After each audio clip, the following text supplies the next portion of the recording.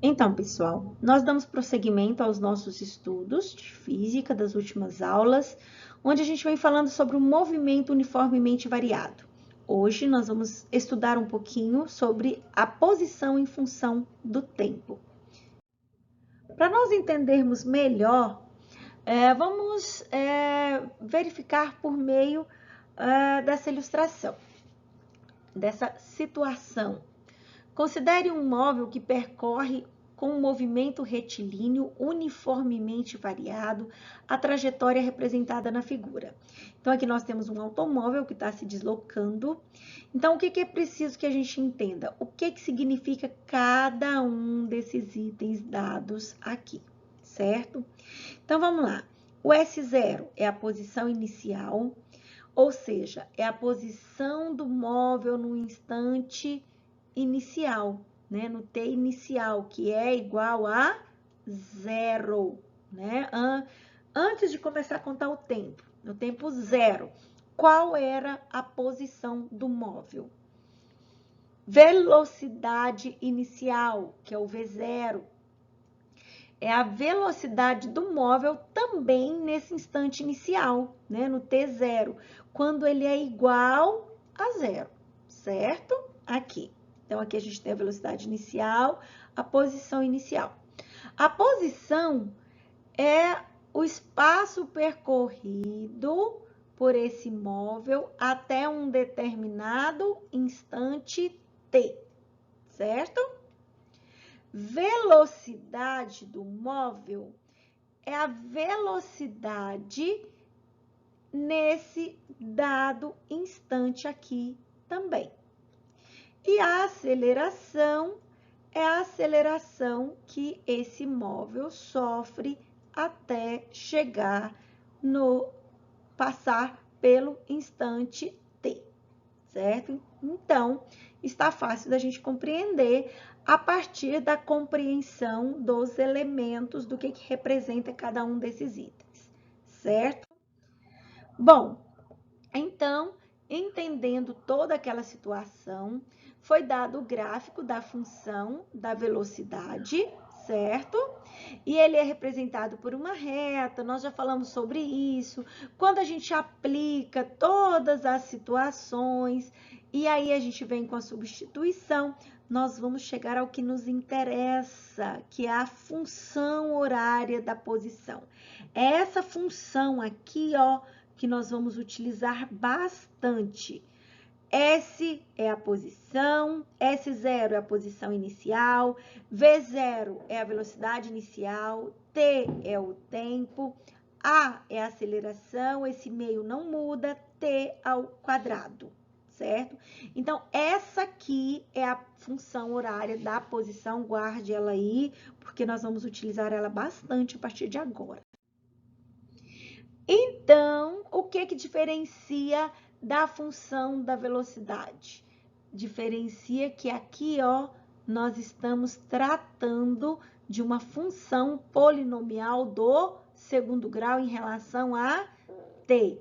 E aí, por causa da variação da velocidade, o móvel já não percorre espaços iguais em tempos iguais, como no movimento uniforme. Por isso, chamamos de movimento uniformemente variado.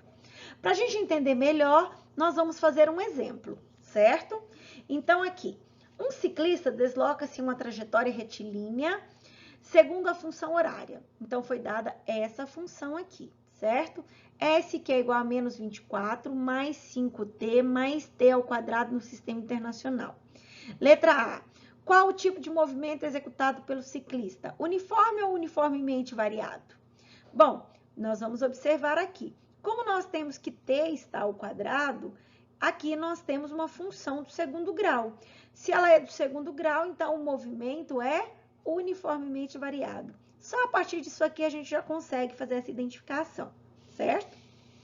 Quais os valores da posição inicial, da velocidade inicial e da... Opa, peraí, deixa eu corrigir aqui. Aqui, isso ficou muito feio, né? Pronto. Da velocidade inicial e da aceleração do ciclista. Então, são 3 itens que a gente tem. Então, vamos lembrar, a posição inicial é o S0, zero. Quando a gente compara aqui, a gente sabe que S é igual a S0. Então, S0 é igual a menos 24 metros. Como está falando para a gente trabalhar dentro do sistema internacional, a gente sabe que o deslocamento é dado em metros e o tempo é dado em segundos. Velocidade e aceleração são as suas variações. Velocidade inicial, que é o V0, é o coeficiente do T. O coeficiente do T é menos 5. Então, a velocidade inicial é menos 5 metros por segundo. Aqui, automaticamente, o programinha mudou, né? Jogou o S aqui, mas isso aqui, ó, é menos 5. Vamos ver se eu consigo escrever, né? Porque com o mouse fica muito feio. Só ter fé que vocês conseguem entender. É isso aqui. Certo? Bom, então determinamos agora a velocidade inicial. Vamos partir para a aceleração. O que é aceleração? É o coeficiente do t ao quadrado. Aqui está oculto 1. Então, lá na formulazinha, lá na lei de formação original, nós sabemos que o coeficiente do t é meio vezes a, certo? Esse aqui é o coeficiente que está aqui. Ou seja, meio vezes a é igual a 1. Aqui não está oculto 1? Então, 1 vezes a é a, 2 vezes 1 é 2, a sobre 2 é igual a 1. Isso aqui é uma proporção, multiplicamos cruzando. A vezes 1 é a, 2 vezes 1 é 2. Como nós sabemos, a unidade de medida de aceleração é elevada ao quadrado. Se estamos dentro do sistema internacional, então é 2 metros por segundo ao quadrado, certo? Então, já determinamos os 3 itens que foi pedido aqui. Letra C, determine a função horária da velocidade do ciclista. Então, a velocidade vai ser dada pela função das velocidades. V, que é igual a V0 mais A vezes T. Então, a V, que é a velocidade, que é o que a gente está procurando, certo? Então, aqui, ó, que é a função que a gente está procurando. Então, a gente vai deixar indicado. V0, a gente sabe que é menos 5. A aceleração, a gente sabe que é 2. Não diz em qual instante, ou seja, pede só a função. Então, a gente deixa indicadinho assim. Então, essa aqui é a função horária da velocidade do ciclista. V, que é a velocidade, é igual a menos 5 mais 2 vezes T. Letra D, calcule o instante em que o ciclista passa pela origem das posições da trajetória. O que é a origem das posições? Quando for igual a 0. Então, S é igual a 0. Se S é igual a 0, no lugar do S nós vamos pôr 0 e a gente vai encontrar aqui, então, a equação do segundo grau, onde A é 1, B é menos 5 e C é menos 24.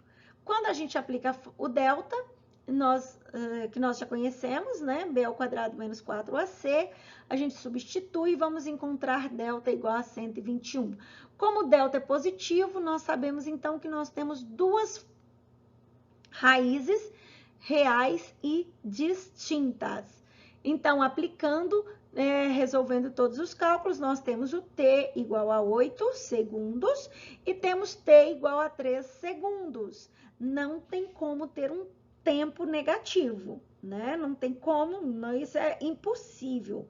Se é impossível, ele não serve. Se ele não serve, nós consideramos apenas o primeiro resultado. Então, o ciclista passa pela origem das posições no instante igual a 8 segundos. Tá vendo, pessoal? Quanto é simples da gente entender, da gente compreender. Não tem dificuldade. Pode ser um pouquinho grande, é só a gente não ter preguiça de resolver, certo? Então, caso precisem, julguem necessário, refaçam esses exemplos no caderno ou numa folha e em seguida façam as atividades propostas em nosso plano de estudos. Então, vamos lá? Boa sorte, bom trabalho para todos vocês!